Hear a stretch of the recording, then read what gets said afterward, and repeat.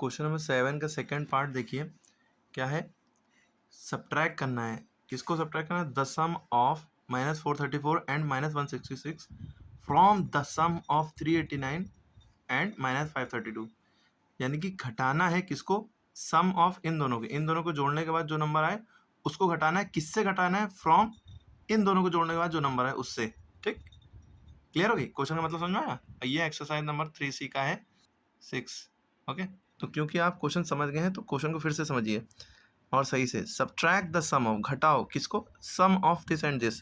तो सम of this and this इतना portion है, यानी इन दोनों को जोड़ना है।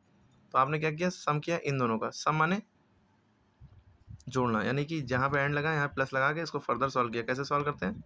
Plus minus minus. ठीक है, अब पहले ये वाले माइनस को नहीं छूते हैं, पहले ब्रैकेट के अंदर बाहर वाले कुछ वो करते हैं, प्लस माइनस माइनस। अब अगले स्टेप में माइनस माइनस प्लस, यानी कि इन दोनों को जोड़ेंगे।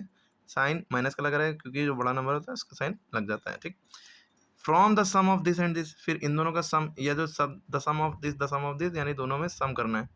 यहाँ पे भी इन दोनों का सम किया।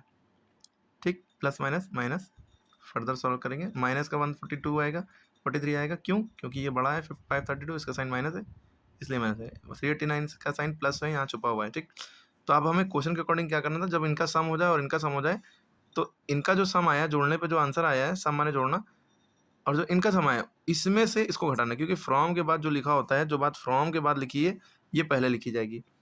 यानी कि अकॉर्डिंग टू क्वेश्चन सब्ट्रैक्ट करना है -600 को फ्रॉम इससे, है ना? तो यानी ये पहले लिखा जाएगा। लिखा, ये माइनस में था इत्तेफाक से। ठीक है, फ्रॉम की जगह पे अपना माइनस आता है। इधर से चलते हैं यूँ, फिर इसका भी माइनस में मामला। अब इसको सॉल्व करेंगे तो ब्रैकेट के पहले वाला देखेंगे, इसको पहले नहीं छुएंगे। माइनस माइनस प्लस, प्लस लिख देते हैं क्योंकि मल्टीप्लाई हो रहा है साइन यहाँ पे। इस केस में साइन ऐड हो रहा है, माइनस प्लस माइनस।